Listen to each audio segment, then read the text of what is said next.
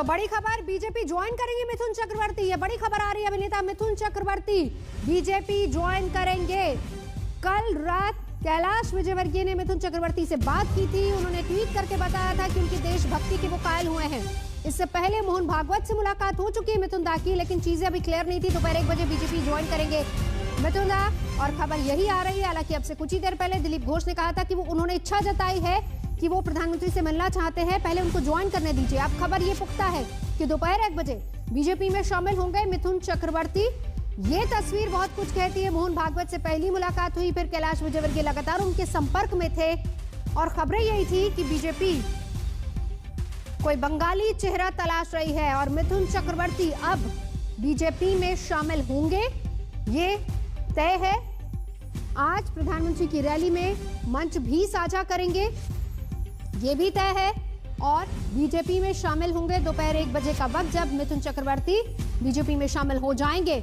अनुपम मिश्र हमारे साथ इस वक्त जुड़ चुके हैं। अनुपम, लेकिन भूमिका क्या होगी? क्या वो चुनाव लड़ेंगे, नहीं लड़ेंगे? प्रचार में कितना हिस्सा लेंगे? पूरी डिटेल बताइए।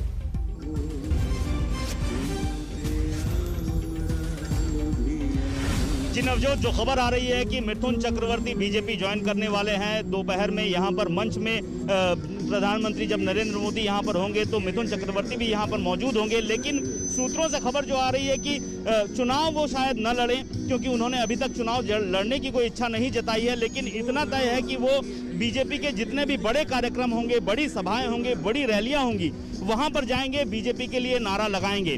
तो अब तक इतनी खबर आ रही है, और ये सबसे बड़ी बात है कि मिथुन चक्रवर्ती के नजरिए से हम देखें तो ये एक उलटफेर किस्म का है, क्योंकि वामपंथी विचारधारा वाले मिथुन ने टीएमसी ज्वाइन की, और टीएमसी जब उन्होंने छोड़ा तो उनका अनुभव बिल्कुल सही नहीं रहा।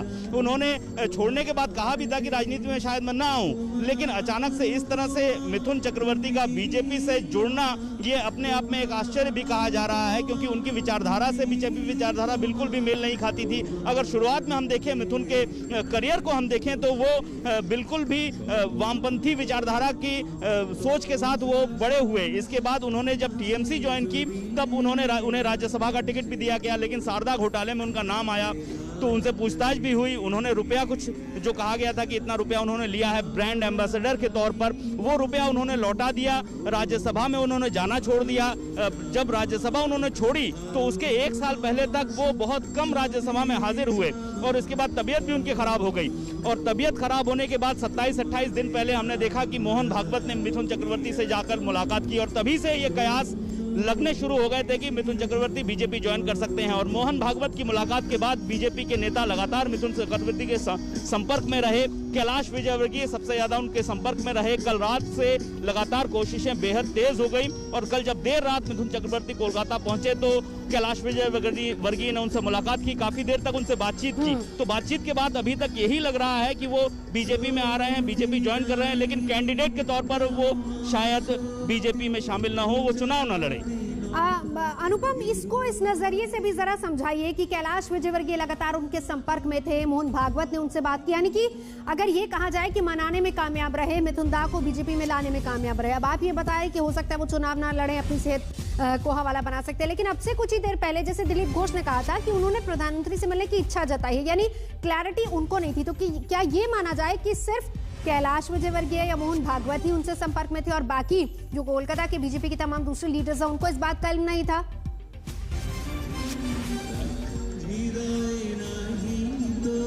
जी नवजोत, बिल्कुल सही।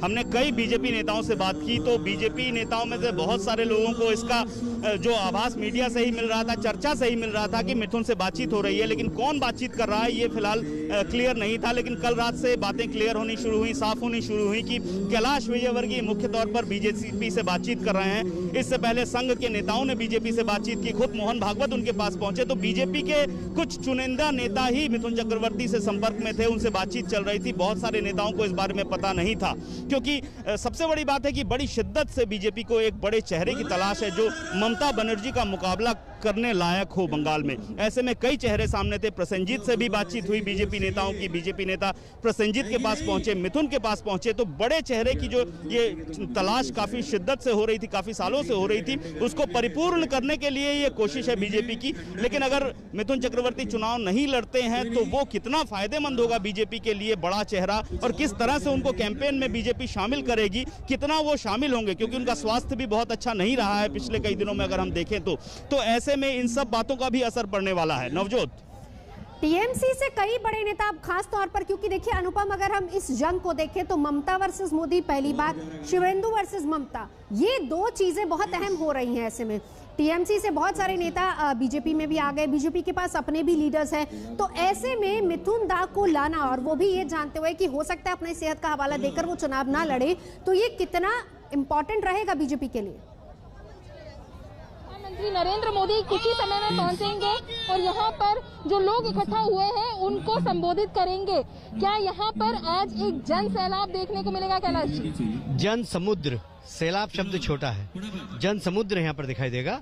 और मैं समझता हूँ कि बंगाल के इतिहास का सबसे बड़ी राजनीतिक सभा है। ब्रिगेड परेड ग्राउंड पे रैली करना ही लोगों को चुनौती की तरह लगता है यहाँ पर, क्योंकि जो भीड़ इकट्ठा करना होता है वो बहुत बड़ी मुश्किल बात हो जाती है। तो आज भाजपा यहाँ पर कितनी भीड़ इकट्ठा करेगी? देखिए, ये गिनने का काम मैंने पत्रकारों को दे दिया है, मैं क्या आप गिनिए, क्योंकि यहाँ पर कोई गिन नहीं सकता। आप देखिए चारों तरफ नरमुंड दिखाई दे रहे हैं, जबकि हमारी सभा का समय 1 बजे का है और अभी से आधे से ज्यादा मैदान भर चुका है और लोग रेल की तरह आ रहे हैं, बिल्कुल एकदम चले आ रहे हैं। तो ये एक भारतीय जनता पार्टी के प्रति विश्वास है और मोदी जी के प्रति प्रेम। यहाँ पर लिखा हुआ है अब होगा असल परिवर्तन, अब होगा असल परिवर्तन। तो आपको लगता है कि उसी की हुंकार होगी आज यहाँ से? प्रधानमंत्री मोदी कहेंगे अब होगा असल परिवर्तन। असल परिवर्तन बंगाल का मतलब सिर्फ सत्ता परिवर्तन नहीं, समाज में परिवर्तन, समाज में परिवर्तन नहीं, सिर्फ आर्थिक परिवर्तन नहीं, प्राकृतिक परिवर्तन, सांस्कृतिक परिवर्तन, ये सारे आने वाले समय में भारतीय जनता पार्टी की सरकार बनेगी जब देखने के लिए। जय श्री राम के नारे लगे हैं आपके पीछे, जय श्री राम का नारा आपको लगता है कि पश्चिम बंगाल में गूंजेगा? देखिए, जय श्री राम का नारा वंदे मातरम की तरह है। वंदे मातरम का नारा अंग्रेज हटाओ, जय श्री राम का नारा ममता हटाओ, ये बिल्कुल एक दूसरे से सिमिलर है। बंगाल ने ही वंदे मातरम का नारा दिया था कि अंग्रेज भारत छोड़ो, श्री राम बंगाल की जनता ही दे रही जय श्री राम कि ममता जी कुर्सी छोड़ो।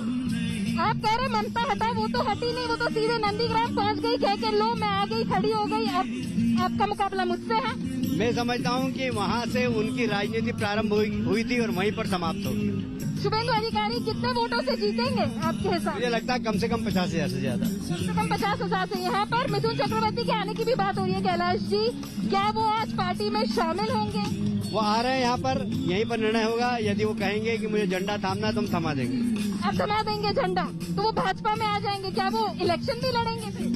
ये अब उनसे बात करेंगे, पर हाँ वो प्रचार जरूर करेंगे। उन्होंने कहा कि मैं चाहता हूँ मोदी जी का हाथ मजबूत करूँ। आपकी उनसे कल मुलाकात हुई थी, देर रात काफी देर तक चली, आपने इसके बारे में ट्वीट भी किया था, कैसी रही वो मुलाकात? बहुत अच्छी, और मैं उनका सबसे बड़ी बात है कि जमीन से जुड़े होने से बहुत प्रभावित हूँ। वो आज भी उनको उनकी गरीबी याद है, आज भी उनको भूख याद है, और वो भूख और गरीबी के लिए ही राजनीति के माध्यम से काम करना चाहते हैं। उनका सपना है कि इस देश की गरीबी दूर हो, और मोदी जी की जो गरीबी की योजना है उससे वो बहुत प्रभावित। और कोई बड़े चेहरे होंगे कैलाश जी आज या कल परसों जो ज्वाइन कर रहे हैं भारतीय जनता पार्टी? देश का सबसे बड़ा, दुनिया का सबसे बड़ा चेहरा नरेंद्र मोदी जी है।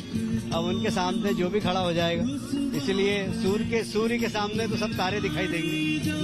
शुक्रिया हमसे बातचीत करने के लिए। तो कैलाश जी का कहना है सूर्य के सामने तो सब तारे ही नजर आएंगे, तो क्या और सितारे होंगे जो भारतीय जनता पार्टी में शामिल होंगे ये तो वक्त ही बताएगा। पर मिथुन चक्रवर्ती जरूर यहाँ पर आएंगे, और अगर उन्होंने अपनी इच्छा जाहिर की भाजपा में शामिल होने की तो यहीं पे उनकी ज्वाइनिंग भी हो जाएंगी, ऐसा कैलाश विजयवर्गीय का कहना है।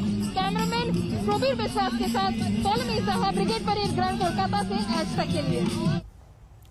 तो चलिए, पौलमी हमारी सहयोगी बात कर रही थी कैलाश विजयवर्गीय से, यानी पूर्णतः परिवर्तन, पूरी तरह परिवर्तन होगा बंगाल में, इसका जिक्र कैलाश विजयवर्गीय ने कहा। मिथुन चक्रवर्ती को लेकर उन्होंने इस बात को क्लियर कर दिया है कि वो यहां पर आ रहे हैं। चुनाव लड़ने को लेकर उन्होंने अभी तक क्लैरिटी नहीं की है, यानी मंच पर मिथुन होंगे। प्रधानमंत्री मोदी 1:30 बजे पहुंचेंगे कोलकाता, 2 बजे मंच पर होंगे। रहेगी इस पर नजर, रुकेंगे एक ब्रेक के लिए। देखते रहिए आज तक। तो आज सबकी नजरें और हलचलें सबसे ज्यादा पूर्व और दक्षिण में होंगी, क्योंकि पूर्व में होंगे प्रधानमंत्री नरेंद्र मोदी, जो कि कोलकाता के ब्रिगेड परेड ग्राउंड में रैली करेंगे 2 बजे। और इसके अलावा नजर दक्षिण पर, जहां पर गृह मंत्री अमित शाह पहुंच चुके हैं और दक्षिण में भी चुनावी शंखनाद हो चुका है। अमित शाह वहां पर मौजूद हैं, ये तस्वीरें वहां से दिखा रहे हैं। कन्याकुमारी पहुंचे हैं गृह मंत्री अमित शाह।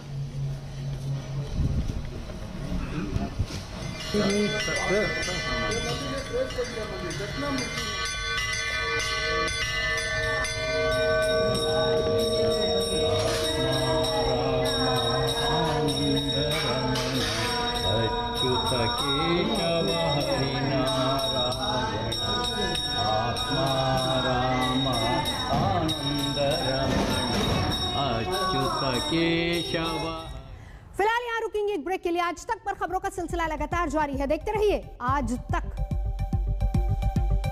नमस्कार, मैं हूं अंजना ओम कश्यप। हमें उम्मीद है ये वीडियो आपको पसंद आया होगा। लेटेस्ट खबरों के लिए यूं ही देखते रहिए आज तक, और इस वीडियो के पसंद आने पर लाइक, शेयर एंड सब्सक्राइब करना ना भूलें।